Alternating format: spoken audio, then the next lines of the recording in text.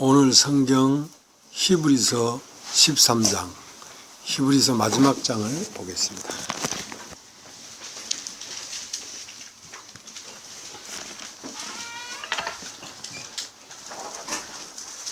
히브리서 13장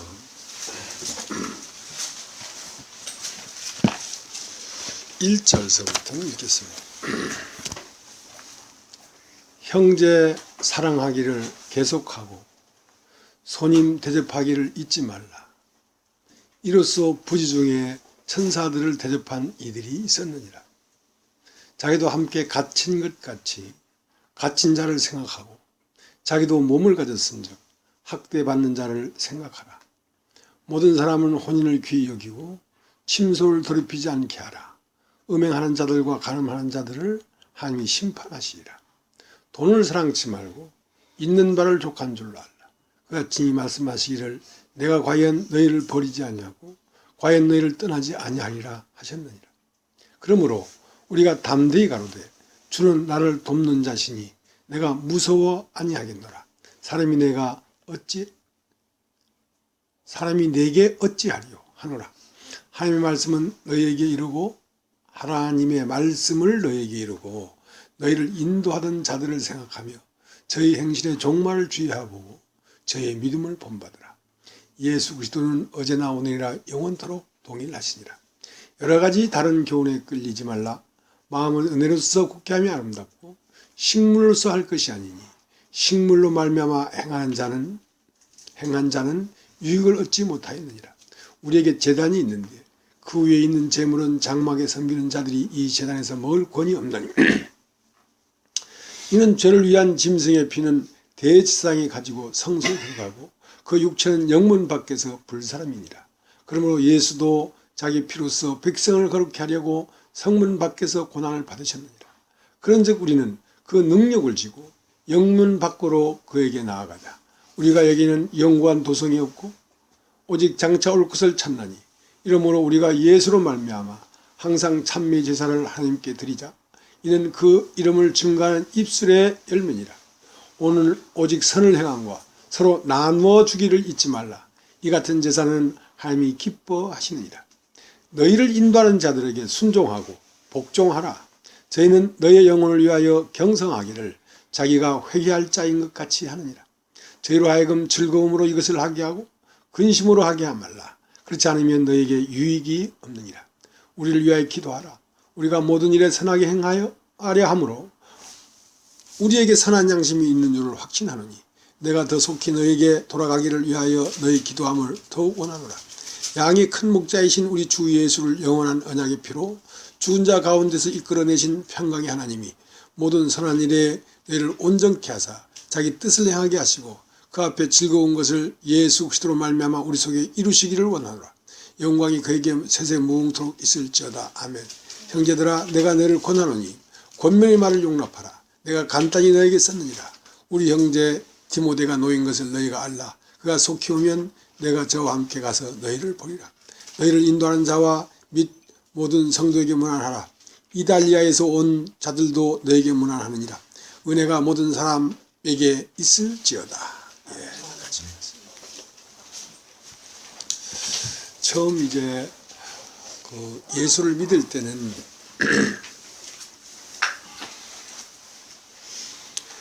내가 이제 이 세상에 사는 동안에 안녕과 무사와 평안을 위하여 이제 예수를 믿기 시작합니다.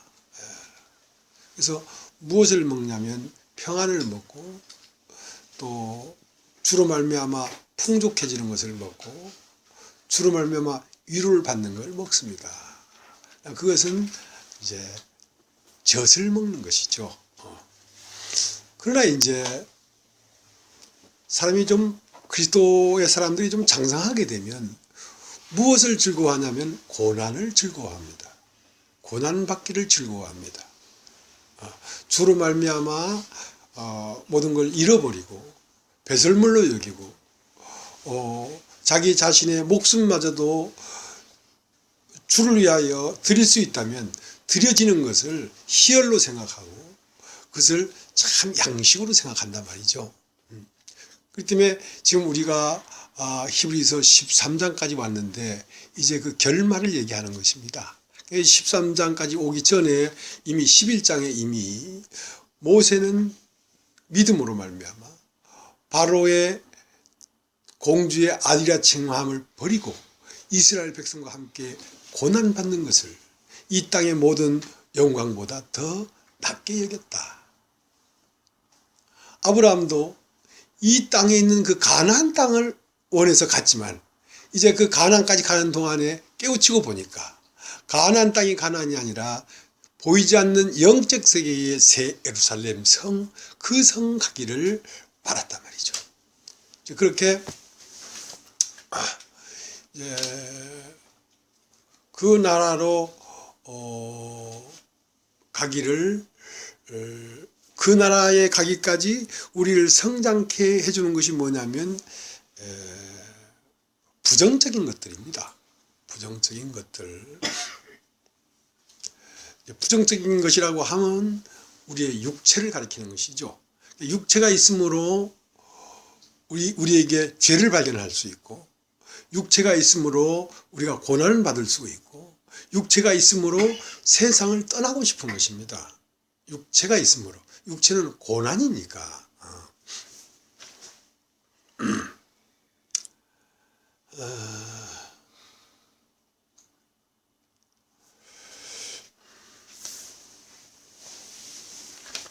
이 히브리서 13장 1절에는 이제 최종적인 열매가 뭐냐면 형제 사랑하기를 계속해라. 것입니다. 형제를 사랑하라는 것입니다. 형제를 사랑하라는 말은 세상을 미워하라는 얘기입니다. 그러니까 세상과 형제를 겸하여 사랑할 수가 없다는 거죠. 다른 말로 하면 교회와 세상을 겸하여 사랑할 수가 없다는 것입니다. 왜냐하면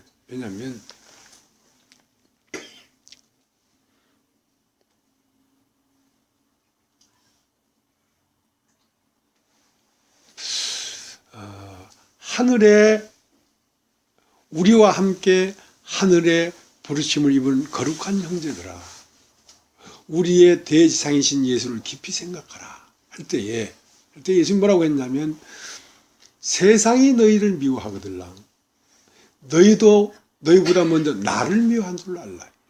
내가 너희 안에 있기 때문에 세상이 너희를 미워하는 것이다.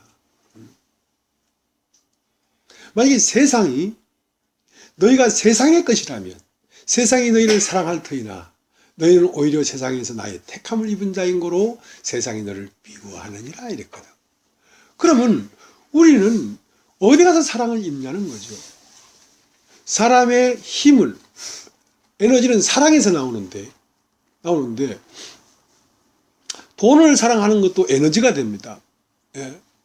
일을 사랑하는 것도 에너지가 됩니다. 근데 그것들이 나를 미워하기 때문에 그것들로 말미암아 에너지를 얻을 수가 없단 말입니다. 그러니까 어디에서 에너지를 얻어야 되냐면 사랑하는 곳에서 에너지를 얻어야 되니까 사랑하는 곳이 어디냐면 교회라는 것입니다. 우리가 힘을 얻어야 되는 것은 교회에서 힘을 얻어야 되지, 세상의 어떤 것들로 힘을 얻어서는 그것은 형제 사랑이 아니라는 것입니다. 이제 하나님도 이 세상도 나라입니다. 세상 나라. 근데 이제 이 하나님 나라는 하늘이 땅에 내려왔습니다. 하늘이 땅에 내려왔습니다. 그 예수 그리스도시죠. 머리가 내려왔습니다. 그 머리가 내려왔는데 그것은 나라가 아니에요. 그 머리에서 몸이 붙어야 나라가 되는 것입니다. 하나님 나라. 그러니까 하나님이 땅에 왔지만 그 하나님에게 붙은 몸들이 없으면 하나님 나라가 될 수가 없거든요. 그러니까 이 하나님 나라는 세상의 눈에는 보이지가 않습니다.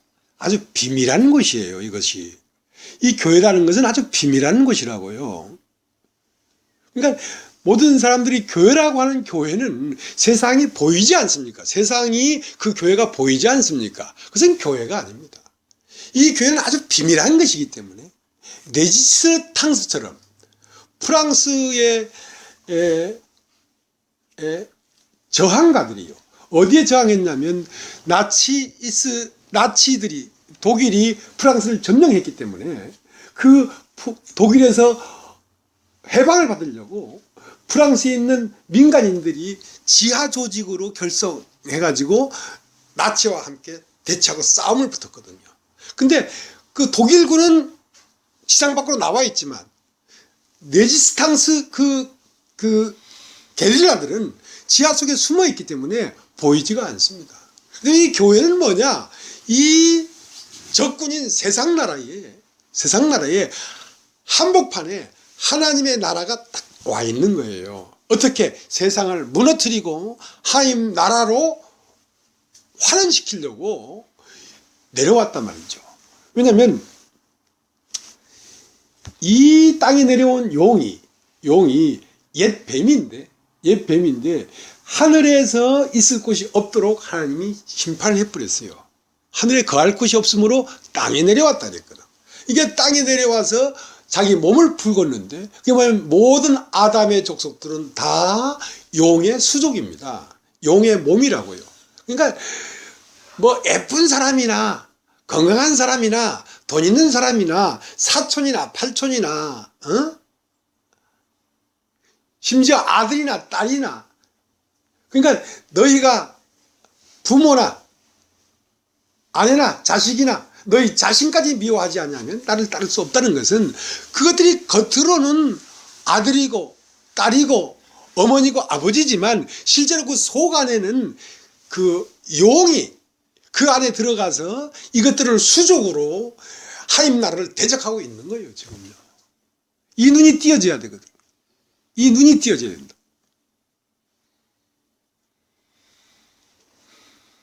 이 눈이 띄어지면 오직 그들과 내가 사랑을 하려고 하면 그들이 첫 것이 죽고 새 것으로 거듭나기 전까지는 사랑할 수가 없는 거예요. 용납할 수는 있지만 사랑할 수는 없어요.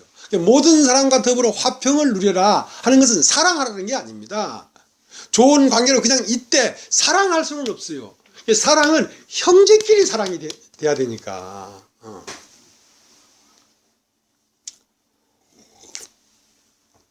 이런 거를 모르고 교회 안에 왔다고 해서 교회가 아닙니다. 거듭난 자라야지 교회지. 거듭난 자의 특징은 자기를 내세우지 아니하고 그리스도를 내세웁니다. 왜냐면 그리스도가 그 안에 살고 있기 때문에.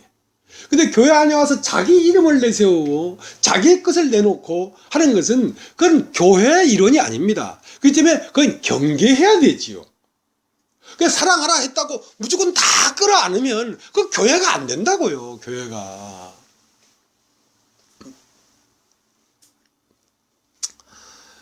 요한복음 15장을 한번 보겠습니다. 요한복음 15장.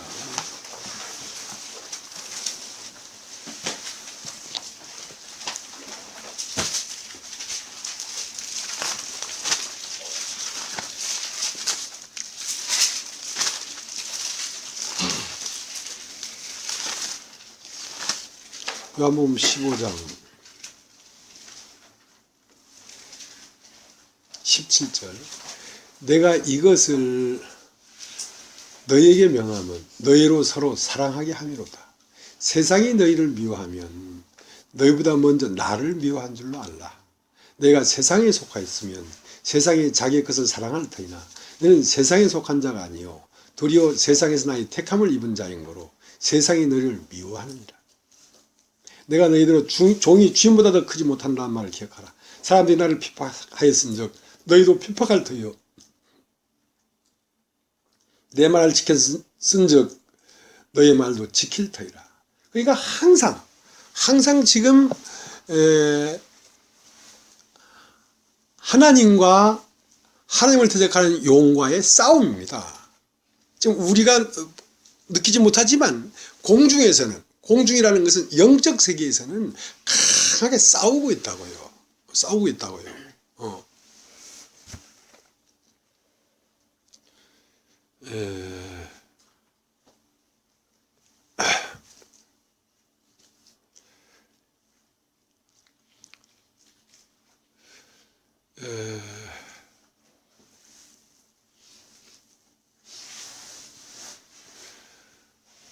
왜 이게 이제 싸움이 될 수밖에 없냐면 이 체제가 다릅니다. 교회라고 하는 하나님 나라와 세상이라고 하는 육체의 나라가 체제가 다르고 구성원이 다르고 이 나라가 운영되는 운영 체계가 다릅니다. 세상은 어떤 사람을 모으냐면 능력 있는 자, 머리 된 자. 이번 수능 치렀잖아요. 그러니까 수능에 아주 고득점자가 가장 좋은 학교에 가고 가장 좋은 학교에 간 자가 엘리트가 되고 엘리트가 되어서 이 세상 나라를 지배합니다. 엘리트들이 지배하는 나라란 말이죠. 그러니까 엘리트를 선호하는 나라가 세상 나라입니다. 그리고 돈 없고 못생기고 배경 없으면 밟아버립니다. 세상은 밟아버린다고. 왜냐면 그 세상 체계에 맞지 않기 때문에 밟아버리는 거거든요. 근데 하나님 나라는 달라요. 하나님 나라는 가장 머리 된 자, 가장 뛰어난 자, 가장 능력 있는 자를 뽑는 게 아니고 가장 못난 자, 가장 능력이 없는 자, 가장 까부러진 자, 무너진 자, 그런 자들을 불러서 이 나라를 형성하는 것입니다. 그러니까 세상 나라는 능력이 없으면 퇴출당하지만 이 교회는 긍휼이 없으면 교회가 이루어지지가 않습니다. 그럼 누가 긍휼을 입는가? 자기 자신이 무너진 자가 긍휼을 입지. 그래서 그 하나님 나라의 형성은 어떻게 되냐면 항상 그 하나님 나라와 세상 나라가 싸움이 일어나는데요. 하나님 나라와 세상 나라가 어떻게 이루어지냐면 이스마엘은 항상 언제든지 이삭을 핍박합니다. 가인은 언제든지 아벨을 핍박합니다. 근데 육체로 난 자가 거듭난 자를 핍박한다고요. 그것은 어디냐면 우리 마음속 안에 두 체제가 있습니다. 하나는 세상 체제가 있고 하나님 나라 체제가 있는데 항상 이 세상 체제가 내 속에 있는 영이 하나님을 쫓아가는데 저지하고 방해하고 붙잡는단 말이죠. 그러나 이 내 속에 있는 이 육체적 나라의 사상에 반항하는 것입니다. 내 영이 저항하는 것입니다. 저항하면서 나라고 하는 이 애국과 바로를 벗어나서 광야로 나가고자 하는 거거든요. 그것은 영의 발로지 육신은 광야로 가고 싶어 하질 않습니다. 육신은.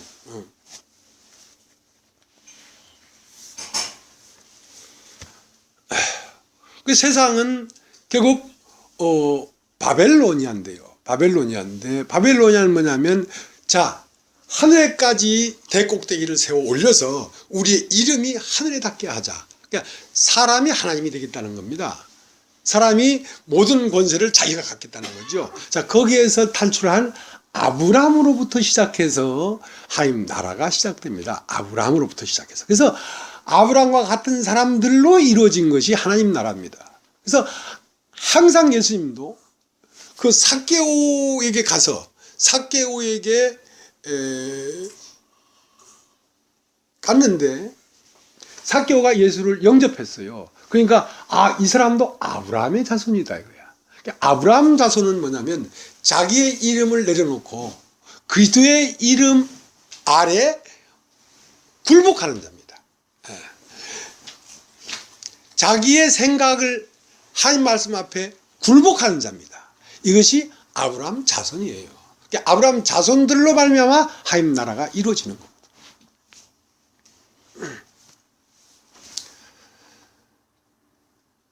근데 이제 실제적으로 이 교회가 이렇게 밖으로 드러났지만 사실은 세상에서는 보이지가 않고 또 이것도 드러났다고 할 건지 숨어져 있을 건지 모르지만 이스라엘 백성들이 애굽에서 나와서 가나안까지 가는 광야에서 그리스도가 그들 눈에 보이지 않고 땅 속에서 물이 흘러왔거든요. 물은 지하에서 흐르고 있어요. 근데 그것은 샘이란 말이에요. 샘은 지하에서 흐르고 있다고. 그러니까 이러한 생명의 흐름이 우리에게서 지금 이렇게 나타났지만 그것은 우리가 알지 못하고 보이지 않는 어떤 곳에서 계속 흘러왔던 겁니다. 이것은 아브라함으로 시작해서 예수로 시작해서 베드로로 시작해서 중세 시대에 교회가 전혀 없을 그때에도 암암리 지하에서는 몇몇 사람들이 모여서 이게 교회의 맥이 흐르고 있었다고요. 흐르고 있다가 어느 시점 돼서 이것이 터질만 한 사람을 만나면 이렇게 터치는 거거든요. 우물을 파는 사람이 있어요.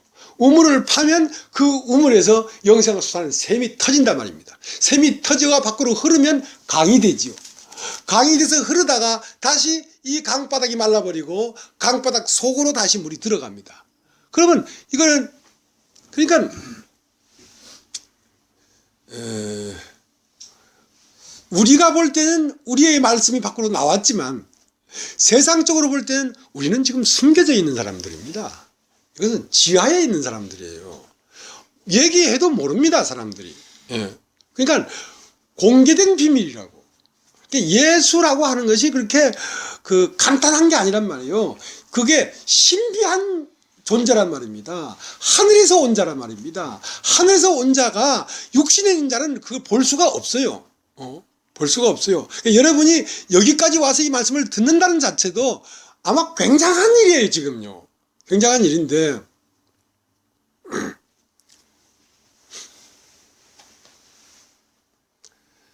왜냐하면 이상신이 교회를 형성하려고 하는 것을 가장 싫어합니다. 그러니까 공격해버리죠. 공격해서 다 쓰러져 버렸어요. 그래서 엘리야가 나 혼자만 남았습니다. 하나님의 선지자 몇백 명이 다 죽어버리고 나 혼자만 남았습니다. 그나마 로마서 3장에 예수 그리스도의 피를 증거하던 그러한, 그래도 그것은 성경적이었어요. 그리고 그때는 아골골짝 빈들에도 복음 들고 가오리다 하고 이런 마음을 다 갖고 시작했다고요. 근데 계속적으로 사탄이 공격을 해버리기 때문에 자기를 높여버린단 말입니다. 자기를 높이면 바벨로니아가 돼버리는 거예요. 바벨로니아가 됐다는 것은 세상적으로는 네피림이 되고 커졌지만 하나님이 볼 때는 무너져버린 거지요. 그래서 수많은 교회가 그래도 뭐 나름대로 시작할 때는 감리교도 요한 웨슬레가 시작할 때는 그 복음이라고 어떤 냄새가 있었단 말이죠. 장로교도 마틴 루터가 복음이라는 그 냄새가 있었단 말이죠. 침례교에도 복음이라는 냄새가 있었단 말이죠. 그나마 마지막까지 버틴 것이 구원파입니다. 구원파에는 로마서 3장의 복음이 있었어요. 하고 처음 우리가 그 교회를 형성할 때는요, 내 것 네 것이 없이 살았어요. 이 교회에서 저 교회 매덕을 그냥 주기도 하고 받기도 하고 진짜 우리는 우리 자신의 것이 없었어요. 그러나 세월이 10년 20년 흐르다 보니까 그냥 주저앉아 버렸잖아요. 다 조금 지나다 보니까 사역자끼리 서로 비교하고 경쟁하고 하고 맨 위에 꼭대기는 자기 이름을 위하여 영광을 위하여 돈을 축적하고 사람들을 포섭해서 주위에 심고 하면서 바벨로니가 돼버리더라고. 다 무너져 버리더라고. 없어. 그러니까 이제 그 불과 20, 30년 전에 했던 그 순수한 복음마저도, 순수한 기초적인 복음, 그것마저도 없어요. 그래서 다 죽어버렸다. 나만 남았습니다. 그러니까 바알에게 무릎 꿇지 아니한 7천이 있다. 그건 숫자적으로 7,000명을 얘기하는 게 아니고 영을 사모하는 꽉 찬 심령이 있다. 막 이런 뜻이겠죠. 그래서 바알에게 무릎 꿇지 아니한 7천에 속한 사람을 기다리고 있는 것입니다. 지금 아무나 기다리는 게 아니고요. 바알에 무릎 꿇지 않는 7천에 속한 사람을 우리는 지금 이 광명에 와서 이 조그만 셋방에서 기다리고 있는 거죠. 그런 사람을 찾고 있습니다. 주님은. 왜냐하면 예수님이 그러셨어요. 유명하다고 하는 자들은 아무도 나에게 덕을 끼친 자가 없다. 너의 부르심을 봐라. 없는 자들과 가난한 자들과 빚진 자들과 형편없는 자들을 불러서 몸을 이루겠다는 것입니다. 하나님 나라를 이루겠다는 것입니다. 하나님 나라를 이루면 이 나라 안엔 어떠한 것이 공급되냐면 하늘의 권세가 공급된단 말이죠. 그러니까 사람의 것이 없는 거죠. 사람의 것이 다 비워져 버리고 없는데 여기에 몸을 이루면 하나님의 것이 공급돼 가지고 하나님의 것이 이 땅에 나타나겠다는 것입니다. 그러니까 이 세상에서 잘나고 훌륭한 사람이 필요 없지요. 사실은 오히려 그런 사람은 방해가 됩니다. 교회를 이루는데 방해가 된다고 똑똑한 사람은.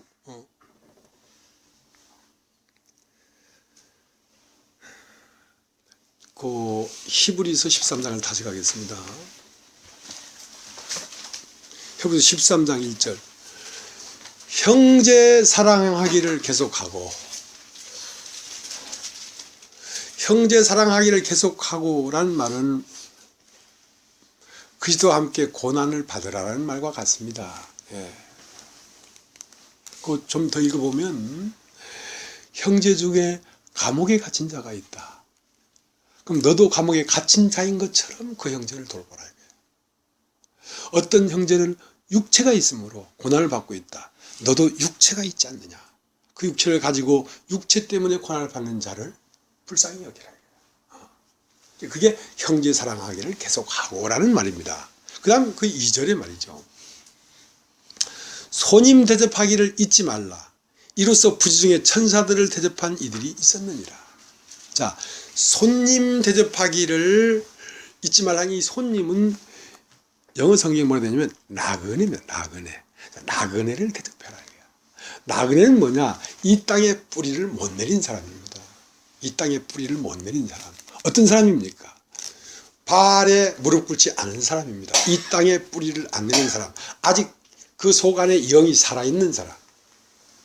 본향을 사모하고 있는 사람. 진리를 찾고 있는 사람. 이 사람을 대접해라 이거야.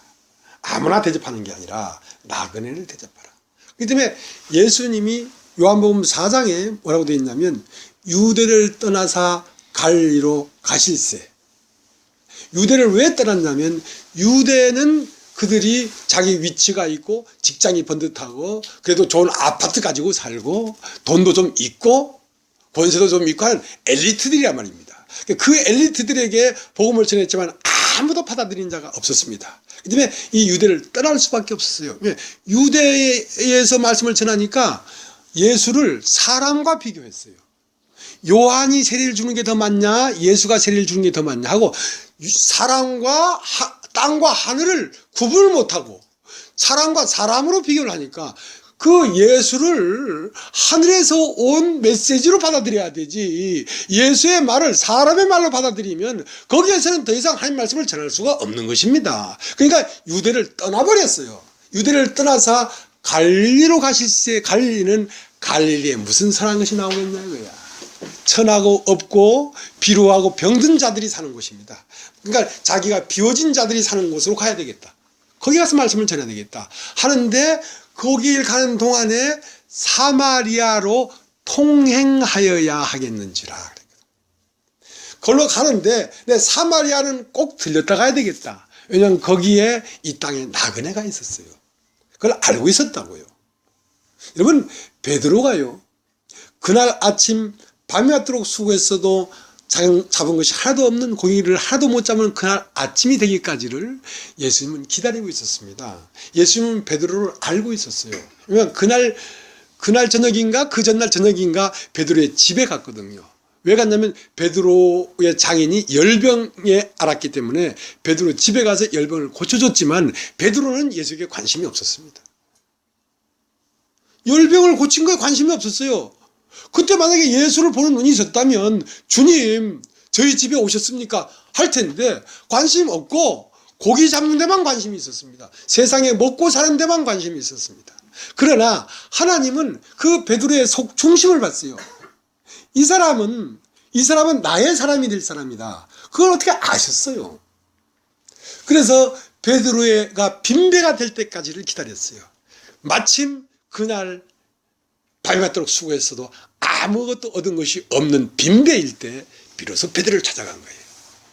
그리고 쫙 수만 명에게 말씀 전할 때 수만 명이 전한 게 아니라 베드로 한 사람에게 말을 하고 있었어요. 예수님은. 예. 베드로 한 사람을 보고 얘기하고 있었어요. 그래서 베드로에게 깊은 데 들어가서 그물을 내려라.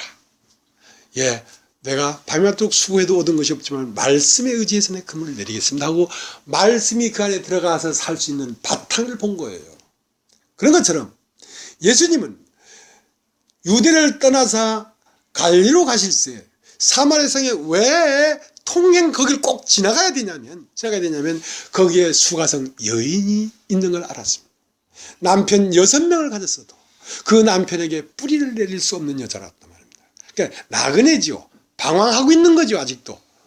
아직도 목마른 여자지요. 이 여자가 야곱의 우물에 나오기를 기다리고 있었어요. 그래서 야곱의 우물에 앉았다가 그 여자가 오자 이 물을 먹는 자마다 다시 목마르려니와 내가 너에게 주는 물은 영원히 그 속에서 영생하도록 솟아나는 샘물이 될 것이다 하고 그 수가성 여인을 만나서 내가 주는 물을 먹어야 된다. 내가 전하는 말씀을 네가 들어야 된다. 종교적인 말씀을 들어야 되는 게 아니고 내가 전하는 그리스도께서 나오는 말씀을 먹어야지 네 속에서 그게 마중물이 돼가지고 네 속에 샘이 있는데 그 마중물을 부어야 네 속에서 샘물이 솟아온다. 그래서 솟아오른다. 그 여자를 알고 있었어요. 그럼 그 물 주십시오. 남편을 불러와라. 나는 남편이 없는 여자입니다. 그래, 네 말이 맞다. 네가 남편 5이 있었으나 지금 있는 남자도 네 남편이 아니네. 속속들이 알고 있었어요. 그 여자를 속속들이 알고 있었다고. 그래서 그 여자를 찾아간 것입니다. 자, 그렇게 발에 무릎 꿇지 않은 7천이 있으니까 그 7천을 우리는 찾아 나서는 것입니다.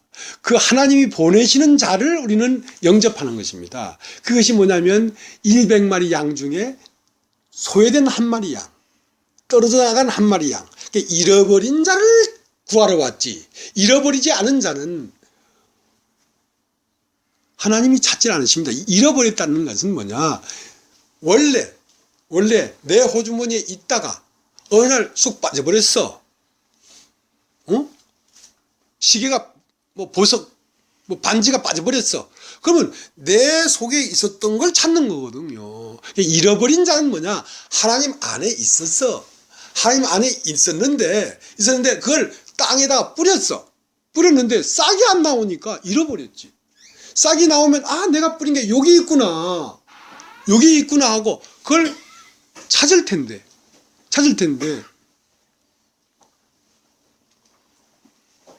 싹이 나야 찾는 거거든요.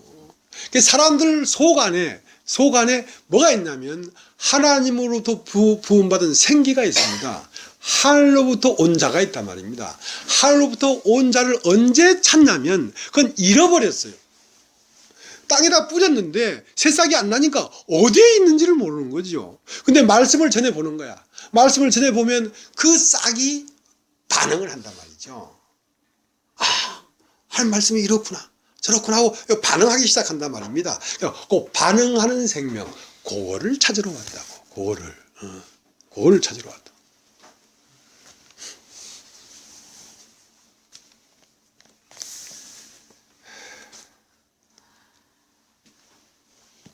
우리가 그거 조금 거두면요, 요한 1서가 나옵니다. 요한 1서.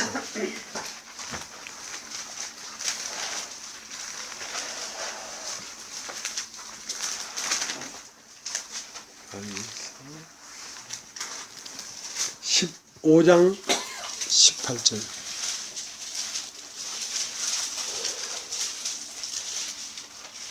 요한 1서 5장 18절. 하나님께로서 난 자마다 범죄치 아니하는 줄 우리가 아노라. 하나님께서 나신 자가 저를 지키시매 악한 자가 저를 만지지도 못합니다. 또 하는 것은 우리는 하나님에게 속하고 온 세상은 악한 자에게 처한 것이다. 자, 이런 말씀은 여러분이 영과 육이 딱 갈라지지 않냐면 도저히 풀어지지가 않는 말씀입니다. 이게 영과 육이 안 갈라지기 때문에 어떤 무리들은 자, 우리는 거듭났기 때문에 죄 안 짓는다. 이렇게 말하는 사람이 있어요. 또 어떤 사람은 거듭났어도 우리는 죄를 짓는다. 거듭났어도 우리는 죄를 짓는다 하면 요한일서 5장 18절은 삭제해야 됩니다. 성경에서. 근데 우리는 거듭나기 때문에 죄를 안 짓는다. 그러면 요한일서 1장 8절을 삭제해야 됩니다. 그런 처럼 이것은 분명히 영과 육이 갈라져서 이 말을 봐야 됩니다. 그러니까 하나님께서 난 자마다 죄를 지을 수가 없습니다. 하나님께서 난 자는 영이기 때문에 영이 무슨 범과를 합니까? 창세기 6장 3절에 하나님이신 영원히 사람과 함께 하지 아니하리니 그들이 육체가 됨이라 해놓고 그 밑에 육체임으로 범과함이라 그랬거든. 그러니까 육체는 범과하지 않을 수가 없습니다. 육체 자체가 죄가 거하는 집이기 때문에 그 집이 있는 한 죄는 나타납니다.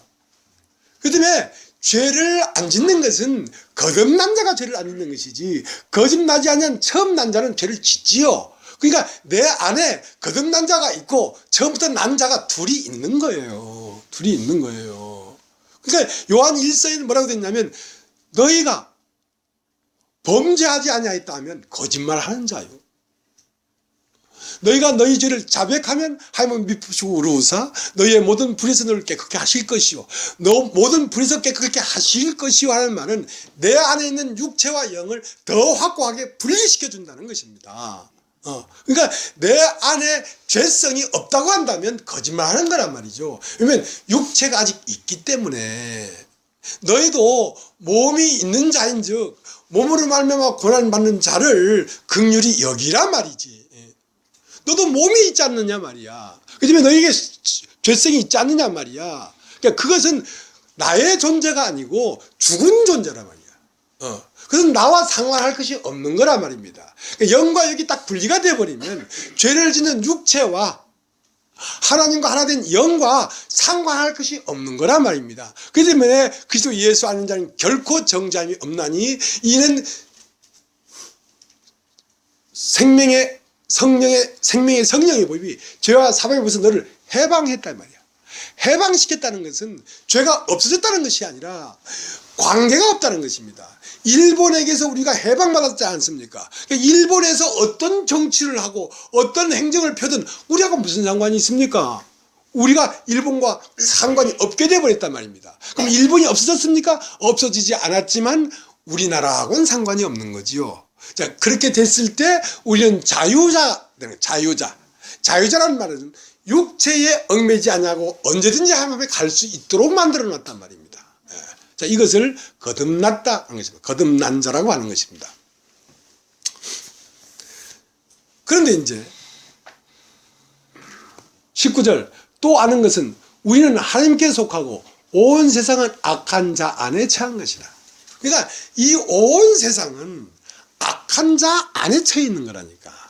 그러니까 온 세상은 어느 구석을 보고 어느 부분을 보든지 어머니를 보든지 딸을 보든지 아들을 보든지 아내를 보든지 세상에 속한 육체의 관계에는 악한 자가 그 악한 중심의 실체라는 것입니다. 그러니까 그들을 마귀 새끼들아 하고 막 이렇게 하라는 게 아니라 그 안에 그 속 중심에는 그 존재가 들어있는 걸 알고 대하라 말입니다. 그리고 그를 정말로 사랑하고 교회의 일원이 되려고 하면 반드시 깊음 속에 숨어있는 그것이 드러나서 심판돼야 되지. 그것이 심판되지 않은 한 교회의 일원이 될 수가 없다는 것입니다. 그것은 겉으로 선하고 겉으로 참 인자하고 겉으로 젠틀하고 엘리트일지라도 그 어떤 한계점에 딱 가면 반드시 그놈은 솟구쳐 올라옵니다. 반드시 솟구쳐 올라옵니다. 그것이 솟구쳐 올라와서 팍 모가지가 날아가야 되지. 그냥 덮어준 채로 가서는 반드시 쓴 뿌리가 된다. 반드시 교회를 대적하는 사람이 된다.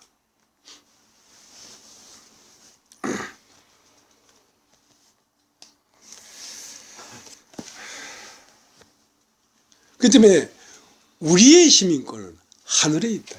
하늘에 있다. 자, 한 번 더 보겠습니다. 빌립보서 3장 빌립보서 2장을 보겠습니다. 빌립보서를 제가 좀 읽어드리겠습니다. 빌립보서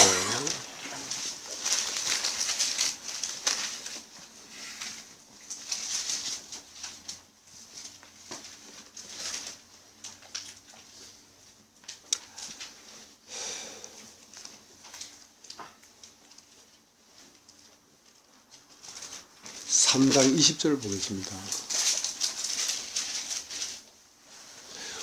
오직 우리의 시민권은 하늘에 있는지라 거기서 구원하는 자 곧 주 예수 그리스도를 기다리노니 그가 만물을 자기의 복종케 하실 수 있는 자의 역사로 우리의 낮은 몸을 자기의 영광의 몸의 형체와 같이 변케 하시리라. 자, 여기서 말하는 몸은 우리의 사상입니다. 우리의 사상. 영의 몸은 혼을 가리켜 혼, 우리의 알을 그리스도의 사상에까지 우리를 바꾼단 말이죠.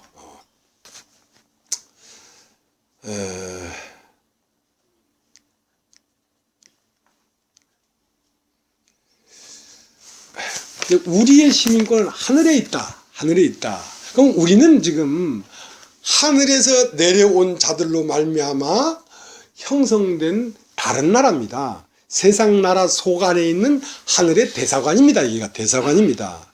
그래서 여기에서 뭐가 되면 비자 발급이 됩니다. 미국 대사관이 대한민국 서울에 있어도 대한민국이 아닙니다. 거기는 아메리카예요. 거기에는 미국의 물자가 공급되고 미국의 법이 통용되고 미국으로 갈 수 있는 비자가 발급됩니다. 교회는 세상 나라 한복판에 있는 하나님 나라입니다. 여기에는 어떤 법이 통용되냐면 하나님의 법이 통용되고 하나님의 권세가 통용되고 하나님으로부터 보급이 됩니다. 이게 능력이 보급이 됩니다. 그러니까 오직 의인은 믿음으로 말미암아 살리라 했는데 요 믿음을 가진 자들로 말미암아 형성되어 있는 요 대사관은 세상 나라에서는 숨겨져 있습니다. 보이지가 않습니다. 그러나 이거는 지하 조직과 같은 거예요. 여기에서는 뭘 대적하고 있냐면 세상 나라를 대적해서 거슬러 올라가는 무리들입니다. 이 무리들은 세상의 흐름대로 가는 무리가 아니라 거슬러 올라가는 무리라고. 그렇기 때문에 물고기가 그리스도인의 상징이지만 지느러미가 없는 물고기는 부정합니다. 지느러미가 왜 필요하냐면 물을 거슬러 올라가야 되기 때문에 지느러미가 필요하고 비늘이 없는 고기는 부정합니다. 비늘은 뭐냐면 밖에와 차단된 그 투구가 있어야 된단 말입니다. 갑옷이 있어야 된단 말입니다. 세상과 분리되어 있는 몸을 가지고 있어야 됩니다. 그 때문에 연어는 그 본향을 찾아서 강물을 거슬러 올라가기 때문에 몸이 찢겨지고 터지고 찢어지고 하면서 마지막 그 자기가 나왔던 그 태초에 본향에 가서 자기의 육체의 세계를 끝내버리고 거기에서 하늘의 생명을 풀어놓고 거기에서 하늘의 생명이 번성되고 하나님 나라가 번성되는 그곳에서 연어의 생명을 찾을 수가 있는 것입니다. 그러니까 거슬러 올라가는 거예요. 그러니까 세상을 저항하는 것입니다. 그러니까 세상대로 흘러가는 것은 교회가 아니고 세상과 저항하는 것이 교회입니다. 그게 간단하지 않죠? 이것은 생명으로만 가능합니다. 그리스도의 생명으로만 가능합니다.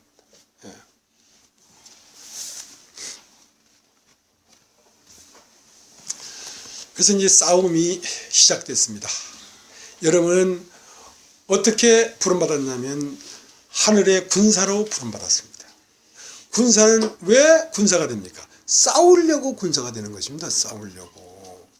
그러니까 그 군사를 잘 먹이고 잘 입히고 훈련시키는 것은 영적 싸움의 군사로서 하나님을 대신해서 세상과 싸워서 이기게 하려고 우리를 불렀단 말이죠. 그래서 싸움은 세 가지 싸움이 있습니다. 처음은 애국과 바로와의 싸움입니다. 그것은 육체의 싸움입니다. 육체의 원함. 육체의 원함을 저항해서 하늘을 쫓아가고자 하는 그 영의 원함과의 싸움입니다. 성령의 소욕과 육체의 소욕의 싸움입니다. 그것은 애굽의 싸움이죠. 그러나 그것이 애굽 백성만으로는, 애굽 안에 있는 이스라엘 백성만으로는 이길 수가 없기 때문에 모세가 가서 모세로 말미암아 바로를 이기고 요단을 건넌 것입니다. 그 모세는 예수님의 그림자죠. 그 다음 홍해를 건너면 광야의 싸움이 있습니다. 광야의 싸움은 뭐냐면 자기의 의와의 싸움입니다. 자기의 오름, 자기의 길. 그러니까 예수를 믿고 홍해를 건너면 나의 길은 없어야 됩니다. 나의 길이 없어야 된다고. 주의 길이 나의 길이라고. 근데 나의 길이 있으면 그것은 악인입니다. 악인. 이사야 55장이 뭐라고 했냐면 악인은 그 길을, 불의한 자는 그 생각을 버리고 하나님께 돌아오라. 근데 민수기 21장에 보면 이스라엘 백성들이 홍해를 건너서 광야를 막 진행하다가 어디에 탁 부딪혔냐면 민수기 21장에 탁 부딪혔습니다. 거기에서 하나님을 원망하기 시작했습니다. 에돔 땅을 둘러 행하라 하였다가 그들이 길로 인하여 마음이 상했다. 나는 에돔을 바로 질러가면 좋겠는데 에돔을 피해서 가라 이거야. 육체의 정욕을 피해서 가라 이거야. 내 원함대로 가지 말고 하나님의 원대로 가라 이거야. 나는 일로 가고 싶은데 그것은 자기의 오름입니다. 자기의 오름. 내가 알고 있는 오름. 그것을 자아라고 하죠. 자아. 자아와의 싸움입니다. 자아가 부서져 나가야 됩니다. 자아가 뭐냐? 자아가 알고 보니까 뱀이었어요. 그 자아가 뱀이었다고. 그 자아가 정말 옳은 건 줄 알았는데 그 자아에게 물린 자마다 다 죽습니다. 그래서 노뱀을 만들어 장대옥에 달아라. 그 노뱀을 쳐다본 자마다 산다 이거야. 쳐다본 자는 뭡니까? 아, 내 오름이 이게 뱀이었구나. 이게 뱀이었구나. 이걸 발견하면 그 사람은 자기에게서 벗어납니다. 그리고 그 민수기 21장에 길로 인하여 백성이 마음이 상하니라. 불뱀을 보내서 백성들을 무니 백성들이 다 죽어가는데 이 하나님이여 이 백성이 불뱀에 물려 다 죽어갑니다. 그러면 모세에게 이르되 노뱀을 만들어서 장대옥에 달아라. 그걸 본 자마다 살아난다 이거야. 본 자마다. 그러니까 살아난다는 말은 자기에서 벗어난다 이 말입니다. 자기의 오름에서 벗어난다 말입니다. 자기의 의에서 벗어난다 말입니다. 그러니까 자기의 의가 뭐였냐? 바로 너의 의가 영원히 하나님 앞에 심판받을 뱀이었다는 사실을 보는 것입니다. 노뱀이라는 것은 노선 심판이고 뱀은 죄죠. 그러니까 인간의 의가 죄예요. 인간이 범죄하는 것보다 더 집요한 죄예요. 인간의 오름이. 그것이 발견되자 그들은 진행하더라. 그래서 그들은 요단을 건너서 가나안에 들어왔습니다. 가나안에 들어오면 가나안에도 가나안 족속과의 영적 전쟁이 있는데 그것은 생각과의 싸움입니다. 끊임없이 요단을 건너온 백성들 안에도 생각을 집어넣고 있습니다. 마귀가 생각을 집어넣고 있기 때문에 이 생각을 씻어내지 아니하고는 너와 내가 상관이 없다 그랬어요. 베드로에게. 그래서 하나님이 그리스도께서 우리를 사랑하시되 애굽에서 우리를 사랑해서 홍해를 건너게 하시고 광야에서 노뱀을 달아서 우리를 끌어내시고 가나안 땅에 들어와서 다시 우리를 사랑하셔서 끝까지 사랑하셨다. 자, 이제 요한복음 13장을 보겠습니다. 요한복음 13장을.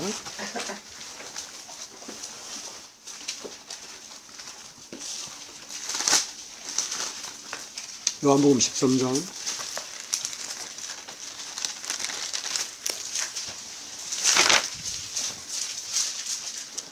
1절.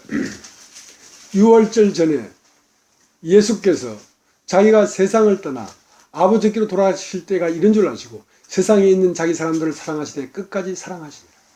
자, 이제 예수님이 이 세상을 떠나서 아버지께로 갈 때가 딱 이르렀어요. 그러면 이제 이 제자들만 남았단 말입니다. 제자만 남았는데 그건 자기의 사람들입니다. 가나안에 들어온 사람들입니다. 자기의 사람들인데 어떤 일이 벌어지는 걸 알았냐면 마귀가 제자들 안에 생각을 집어넣으면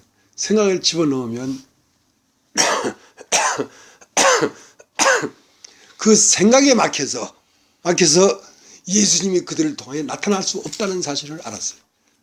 그러니까 그러자 저녁입니까?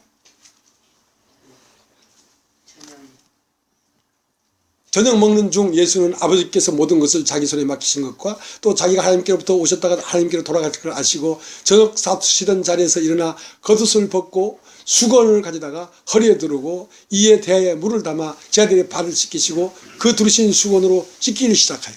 그러니까 저녁 먹던 중에 이것은 급한 일이란 말이야. 저녁을 다 먹고 해도 되는데 저녁 먹다가 놔둬버리고 얼른 일어나서 겉옷을 벗고 수건을 두르고 대야에 물을 담아가지고 제자들의 발을 씻기기 시작했습니다. 그러니까 베드로가 저를 씻기십니까? 저는 못 씻기십니다. 제가 어떻게 주님에게 내 발을 내밉니까? 그러니까 내가 너를 씻기지 않으면 너와 내가 상관이 없다 이거야. 그러니까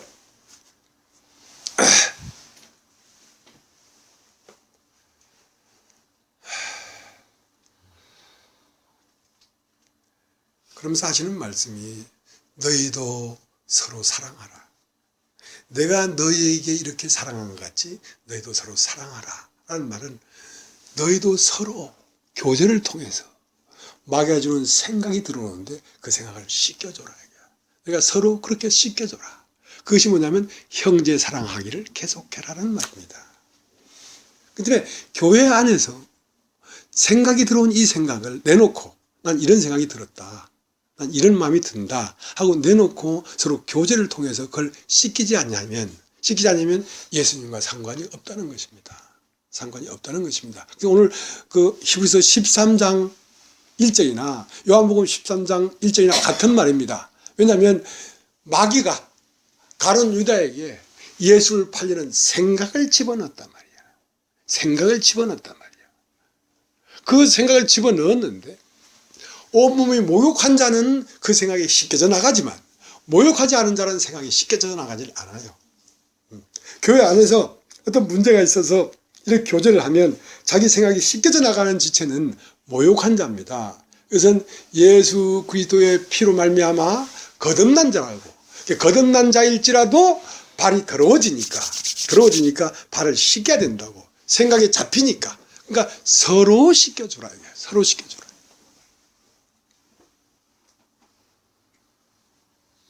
그리고 그 발을 씻기는데 발에 씻겨도 씻겨져 나가지 않는 자는 경계해라 하고 교회가 가서 얘기를 하고 교회도 가서 듣지 않거든 그는 이방인처럼 여겨라 이거야. 왜냐하면 그는 자기 생각이 씻겨져 나가지 않고 있기 때문에 교회의 일원이 될 수가 없습니다. 될 수가 없습니다. 가룟 유다는 모욕하지 못한 자이기 때문에 결국은 예수를 파는 데 사용됐단 말이죠. 가룟 유다는. 그래서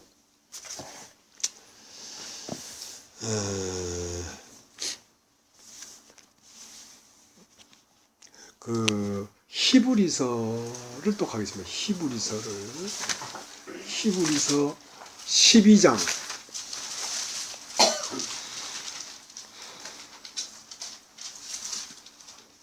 15절 너희는 돌아보아 하나님의 은혜에 이르지 못하는 자가 있는가 두려워하고 또 쓴뿌리가 나서 괴롭게 하고 많은 사람이 이로 말미암아 더러움을 입을까 두려워하고 음행하는 자와 혹 한 그릇 식물을 위하여 장자의 명분을 판 예서와 같이 망령된 자가 있을까 두려워하라. 자, 이러니까 자 너희는 돌아보라. 돌아보아. 어떤 생각이 있으면 그 생각을 말씀으로 씻어 나가는데 끝까지 안 씻어나가고 자기를 고집하는 자가 있는가 살펴보라 이거야. 그것은 쓴 뿌리다. 그건 쓴 뿌리다. 그 쓴 뿌리는 왜 났냐면 교회를 해치려고 들어온 거짓 형제예요. 생각이 씻겨져 나가야 되지. 안 씻겨져 나가면 그것은 자기를 고집하는 형제이기 때문에 그것은 경계해라 이거야. 쓴 뿌리가 나서 쓴 뿌리는 모욕을 하지 않은 자를 얘기하는 것입니다. 그리고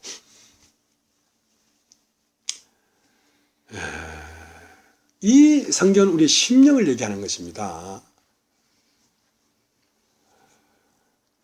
다시 히브리서 13장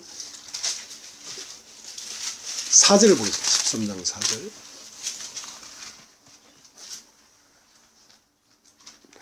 모든 사람은 혼인을 귀히 여기고 침소를 더럽히지 않게 하라. 음행하는 자들과 감하는 자들을 하나님이 심판하시리라. 돈을 사랑치 말고 있는 바로 족한 줄 알라. 그가 친히 하나님 말씀하시기를 내가 과연 너희를 버리지 아니하고 과연 너희를 떠나지 아니하리라 하셨느니라. 자, 그러니까 모든 사람은 혼인을 귀히 여겨란 말입니다. 혼인을 귀히 여겨란 말이죠. 그러니까 남자와 여자가 결혼해서 가진 가정을 귀히 여기라는 것입니다. 자, 이것은 그림자입니다. 무엇이 그림자면 예수 그리스도와 우리가 처음 만난 그 사랑을 귀히 여기란 말입니다. 귀히 여기란 말입니다. 그러니까 음행은 뭐냐면 이 복음으로 말미암아 우리가 교회 안으로 들어왔는데 자꾸 다른 교훈을 따라간단 말입니다. 그게 음행입니다. 다른 복음을 쫓아간단 말입니다. 다른 말을 듣고 이것은 이 그리스도에서 나오는 이 말씀에 딱 고정되어 있지 않고 다른 말을 자꾸 끼웃끼웃 살펴본단 말입니다. 그것을 음행이라고 해요. 음행. 정조를 지키지 않고 있기 때문에 음행하는 자들과 그 다음 간음은 뭐냐? 간음은 뭐냐? 예수 그리스도로 말미암아 세상에서 돌이켜서 하나님 나라에 들어왔는데 하나님 나라를 버리고 세상으로 가버린 걸 얘기하는 것입니다. 그건 세상에 벗된 것이 하나님 앞에 간음하는 것을 알지 못하느냐. 야고보서 4장 4절에 간음하는 여자들이요 세상과 벗된 것이 하나님과 원수가 된 것을 알지 못하느냐 이거지. 그것은 예서가 한 그릇 식물을 위하여 돌아섰단 말이야. 그러면서 지금 뭐라고 하냐면 돈을 사랑하지 말라고 얘기하는 것입니다. 돈을 사랑한다는 말은 간음하는 것입니다. 돈을 사랑하면은 하나님을 사랑할 수가 없습니다. 돈을 사랑하면은 형제를 사랑할 수가 없습니다. 그것은 자기가 이 세상에 부를 쫓아가고 있기 때문에 그것은 간음하는 것입니다. 그런 자들은 하나님 나라를 유업으로 받을 수 없다는 것은 믿음의 파선입니다. 그것은 믿음의 파선.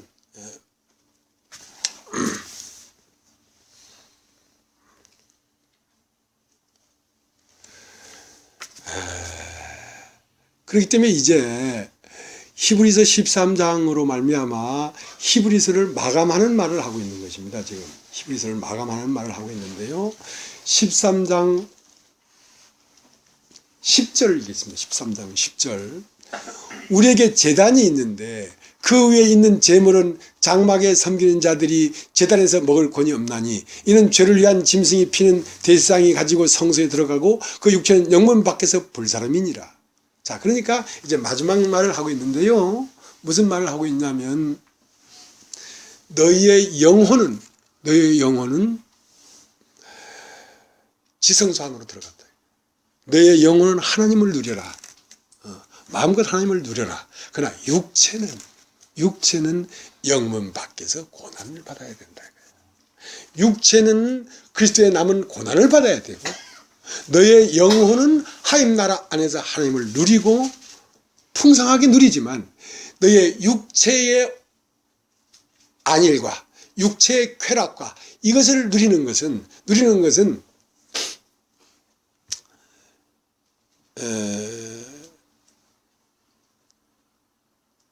맞지 않다는 것입니다. 맞지 않다는 것입니다. 그러니까 예수님도 그 영혼은 하나님 안에 들어가서 하나님과 더불어 누렸지만 그 육체는 영문 밖이라는 건 예루살렘 성 밖에서 십자가에 못 박혀 죽지 않았느냐 이거야. 그렇기 때문에 대속죄일 날 속죄를 할 때에 두 마리의 염소를 데려와라. 한 마리의 염소는 지성소 안으로 들어갈, 죽어서 지성소 안에 들어갈 염소고, 한 마리 염소는 이스라엘 모든 불의를 지고 광야로 보내져 가지고, 광야에 누가 사냐면 악마가 살고 있는데 그 악마와의 전쟁을 위해서 보냄을 받아야 된다는 것이지, 육체는. 그러니까 그리스도는 어떻게 형성되냐면 머리와 몸으로 형성되어 있는데, 머리는 2000년 전 그 골고다 십자가에서 못 박혀 죽으시고 온전해졌지만 그 몸이 있어야 되기 때문에, 몸은 뭘 얘기하냐면 그리스도의 남은 고난을 얘기하는 것입니다. 이 몸도 그 그리스도의 머리와 같이 하나님 안에서 영혼은 그 하나님의 그 영원한 세계를 누리되, 이 육체는 그리스도와 함께 고난을 받아서 그의 몸이 되어야 된다는 것입니다.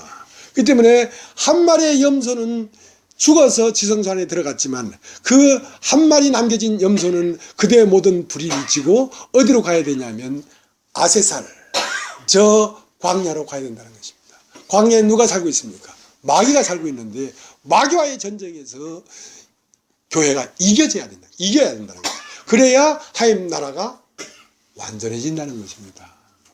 왜?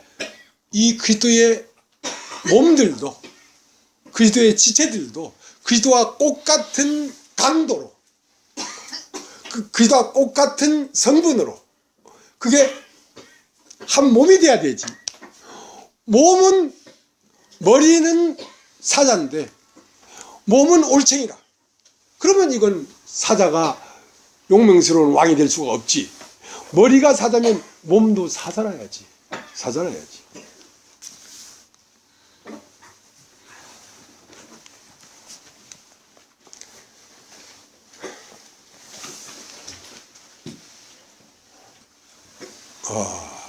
자, 이제 골로새서 1장을 한번, 골로새서.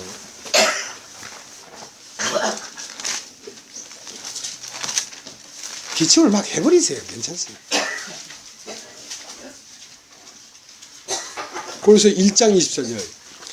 내가 이제 너희를 위하여 받는 괴로움을 기뻐하고 그리스도의 남은 고난을 그의 몸된 교회를 위하여 내 육체에 채우라. 자, 그리스도의 남은 고난이 있단 말입니다. 여러분 따라해 보시겠습니까? 남은 고난. 다시 한번, 남은 고난. 그러니까 한 마리의 염소가 십자가에, 흠없는 염소가 대속죄일 날 죽어서 그 피는 지성소 안에 들어간 것은 그리스도의 고난이에요. 근데 그 몸의 고난은 남은 고난이라고. 그 남은 고난은 한 마리의 염소가, 남아있는 한 마리의 염소가 그들의 불의를 지고 광야로 가야 되는데, 그것을 누가 하냐면 교회가 하는 것입니다. 그러니까 교회가 참된 교회가 되려면 고난을 먹어야 된다고. 같이 고난을 먹어야 된다고.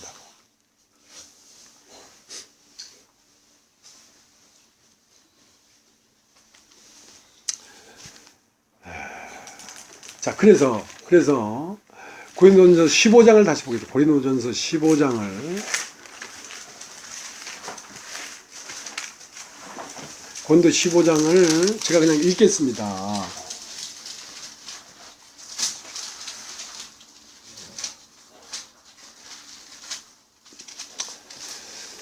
제가 읽겠습니다. 12절부터. 기독께서 죽은 자 가운데서 다시 살아나셨다 전파되었거늘 너희 중에서 어떤 이들은 어찌하여 죽은 자 가운데서 부활이 없다 하느냐. 만일 죽은 자의 부활이 없으면 그리스도도 다시 살지 못하였으리라. 그리스도께서 만일 다시 살지 못하셨으면 우리의 전파하는 것도 헛것이요 또 너희의 믿음도 헛것이며, 또 우리가 하나님의 거짓 증인으로 발견되리니 우리가 하나님이 그리스도를 다시 살리셨다고 증거하였습니다. 만일 죽은 자가 다시 사는 것이 없으면 하나님이 그리스도를 다시 살리지 아니하셨으리라. 만일 죽은 자가 다시 사는 것이 없으면 그리스도도 다시 사신 것이 없었을 터이요 그리스도께서 다시 사신 것이 없으면 너희의 믿음도 헛되고 너희가 여전히 죄 가운데서 있을 것이요 또한 그리스도 안에서 잠자는 자도 망하였으리니, 만일 그리스도가 안에서 우리 바라는 것이 다만 이생뿐이면 모든 사람 가운데서 우리가 더욱 불쌍한 자리라. 그러나 이제 그리스도께서 죽은 자 가운데서 다시 살아 잠자는 자들의 첫 열매가 되셨다. 사망이 사람으로 말미암았으니 죽은 자의 부활도 사람으로 말미암는도다. 아담 안에서 모든 사람이 죽은 것 같이 그리스도에서 모든 사람이 삶을 얻으리라. 자, 여기서 이제 죽은 자가 부활이 없다 할 때 이 사람들은 이 육체가 죽어서 육체가 부활하는 부활로 생각한단 말입니다. 그게 아니고 육체는 죽임을 당하시고 영으로 부활했단 말입니다. 여러분이 거듭날 때는 여러분이 부활한 것입니다. 예수와 같은 부활한 것이라고요. 이제 그 말 이해되시겠죠? 그래서 그렇게 우리가 복음을 전하는데 영으로 거듭나는 일이 없다면 우리가 이런 그 고난을 무릅쓰고 이 복음을 전할 필요가 있겠냐는 거지. 그러나 우리가 이 복음을 전하면 그 사람 속 안에 죽어있는 영이 부활하는 걸 분명히 봤기 때문에 우리는 모든 위험을 무릅쓰고서라도 이 복음을 전해야 된다는 것입니다. 전해야 된다는 것입니다.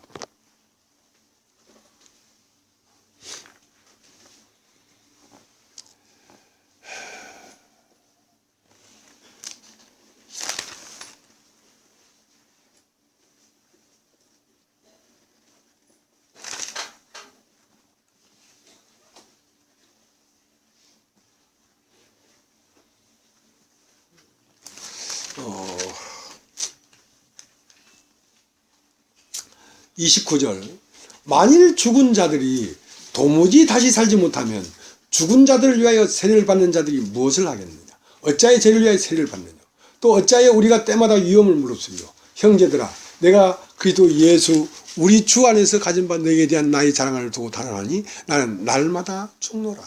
나는 날마다 죽노라. 그 나의 죽음이 사망은 우리 가운데 역사하고 생명은 너희 가운데 역사하는데 나는 나를 죽여서 나에게서 그리스도의 복음이 나타나기를 원한단 말이지. 나는 날마다 죽는다. 나의 원함을 죽이고 나의 의를 죽이고 나의 길을 죽이고 나의 육체의 생명을 죽이고 그리스도를 나타내는 것은 그리스도로 말미암아 나오는 이 복음이 너를 부활케 하기 때문에 나는 날마다 죽는다 이거야. 만약 그렇게 되는 것이 사실이 아니라면 내가 나를 처복종시키고 내가 세상을 버리고 육체의 고난을 받는 것이 뭐가 유익하겠냐 이거지. 뭐가 유익하겠냐 이거지. 그러나 그 부활은 마지막 때 우리가 보는 것이 아니라 오늘 이 자리에서 우리가 당하는 것이요 만나는 것이요 실제 일어나는 사실을 봤기 때문에 나는 이 복음을 전하는 이 일이 그러니까 이 말씀의 의미를 모르기 때문에 죽은 자들 위해 세례를 받는다 이거야. 그러니까 카톨릭 교회에서는 죽은 어머니 아버지를 위해서 자기가 대신 물속에 들어가서 침례를 받아서 나오는 거야. 그렇게 생각하는 거야. 그거 엉뚱한 거죠. 그러니까 죽은 자들이 산다는 말은 이 복음을 들으면 살아난다 이거야. 그렇기 때문에 내가 맹수 앞에서도 어떤 것 앞에서도 굴하지 않고 갔다는 거지. 내가 전하는 복음이 사람들을 살게 했기 때문에 그 말을 하는 것입니다.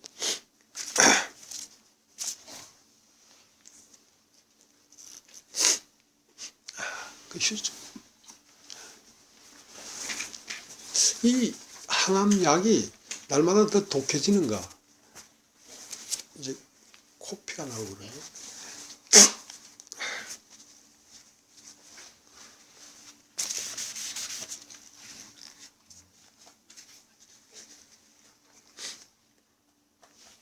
자, 그럼 다시 히브리서를 가겠습니다.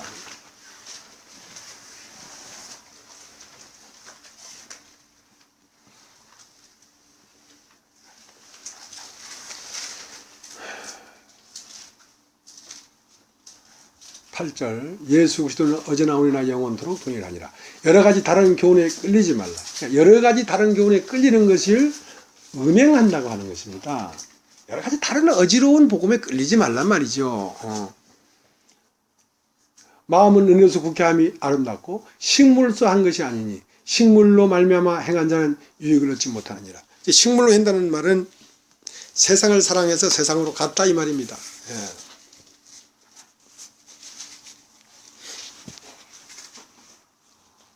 10절 우리의 제단이 있는데 그 외에 있는 제물은 장막에 섬기는 자들이 제단에서 먹을 권이 없나니 이는 죄를 위한 짐승의 피는 제사장이 가지고 성소에 들어가고 그 육체는 영문 밖에서 불사름이니라. 그러므로 예수도 자기 피로서 백성을 거룩하게 하려고 성문 밖에서 고난을 받으셨느니라. 그런데 우리는 그 능력을 쥐고 영문 밖으로 그에게 나아가자. 우리가 여기는 영관 도성이 없고 오직 장차 올 것을 기다려 찾나니 이러므로 우리가 예수로 말미암아 항상 찬미 제사를 하나님께 드리자. 이는 그 이름을 증거하는 입술의 열매니라. 오직 선을 행함과 서로 나누기를 잊지 말라. 이 같은 제사는 하나님이 기뻐하시느니라. 너희를 인도하는 자들에게 순종하고 복종하라. 저희는 너희의 영혼을 위하여 경성하기를 자기 일을 회개할 자인 같이 하느니라. 저희로 하여금 즐거움으로 이것을 하게 하고 근심으로 하게 하지 말라. 그렇지 않으면 너에게 유익이 없느니라.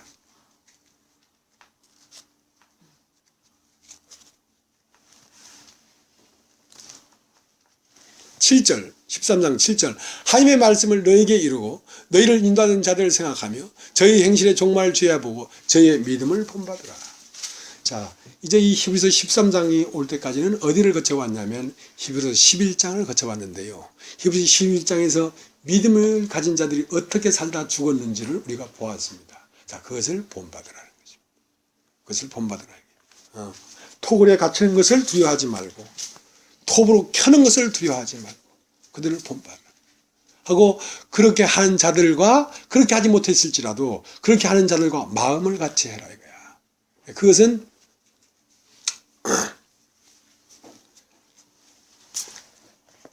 이렇게 얘기하고 있습니다. 22절 형제들아 내가 너희를 권하노니 권면의 말을 용납하라. 내가 간단히 너희에게 썼느니라. 우리 형제 디모데가 놓인 것을 너희가 알라. 그가 속히 오면 내가 저와 함께 가서 너희를 보이라 이랬거든요. 그러니까 이제 그 디모데가 감옥에 갇혔어요. 복음을 전하다가 감옥에 갇혔어요. 그러니까 히브리서 13장을 얘기하면서 자기도 함께 갇힌 것 같이 갇힌 자를 생각하고 자기도 몸을 가졌은 즉 학대받는 자를 생각하라 하는 말을 시작한 거거든요. 그러니까 디모데에 대해서 지금 언급을 하고 있습니다. 디모데에서 언급을 하고 있는데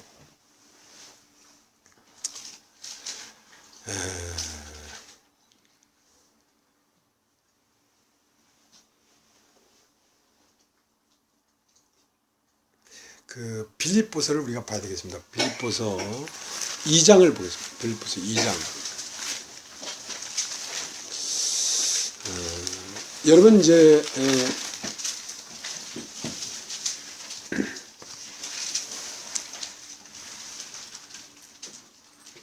2장 19절 내가 디모데를 속히 너에게 보내기를 주 안에서 바라면 너희의 사정을 알므로 안위를 받으려 함이니 이는 뜻을 같이 하여 너희의 사정을 진실히 생각할 자가 이밖에 내게 없습니다.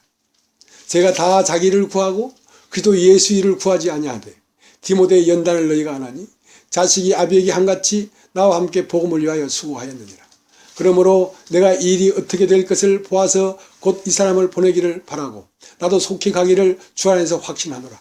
그러나 에바브로디도를 너에게 보내는 것이 필요한 줄로 생각하노니 그는 나의 형제요 함께 수고하고 함께 군사인 자요 너희 사자로 나의 쓸 것을 돕는 자라. 그가 너희의 무리를 간절히 사모하고 자기의 병든 것을 너희가 들은 줄을 알고 심히 근심한지라. 저가 병들어 죽게 되었으나 하나님이 저를 긍휼히 여기셨고 저뿐 아니라 또 나를 긍휼히 여기사 내 근심 후에 근심을 면하게 하셨느니라. 그러므로 내가 더욱 급히 저를 보낸 것은 너희로 저희를 다시 보고 기뻐하게 하며 내 근심도 덜려 함이니 이러므로 너희가 주 안에서 모든 기쁨으로 저를 영접하고 또 이와 같은 자들을 존귀히 여기라. 저가 그리스도의 일을 위하여 죽게 이르러서도 자기 목숨을 돌아보지 아니한 것을 나를 섬기는 너희의 일에 부족함을 채우려 함이니라. 자, 여기 이제 에바브로디도라는 사람이 나오고 디모데라는 사람이 나옵니다.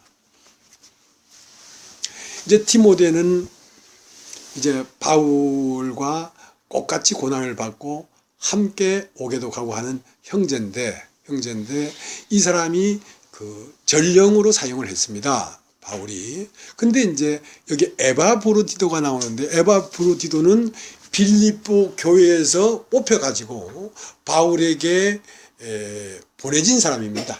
바울의 복음을 위하여서 우리 광명교회에서는 누구를 보낸다 하니까 이제 그 복음을 전하는 전도자와 시종일관 고난을 같이 한 에바브로디도죠.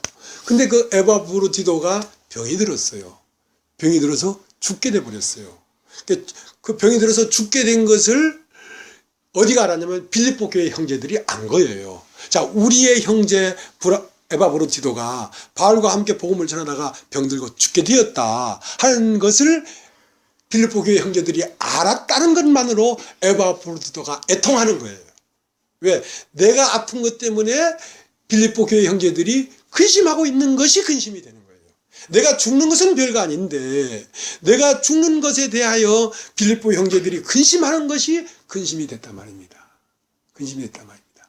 그런데 그렇게 죽게 된 에바브로디도를 하나님이 살리셨어요.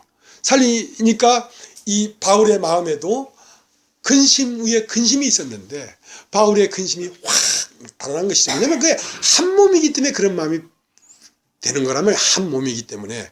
그러니까 디모데를 먼저 보내는 것이 아니라 에바브로디도를 너에게 먼저 보내기로 작정을 했다. 왜냐하면 에바브로디도를 너희들이 보면 아, 에바브로디도가 죽지 않고 살아났구나 하면서 너희들의 마음에 근심이 달아나는 그것이 내 마음의 근심이 달아나는 것이기 때문에.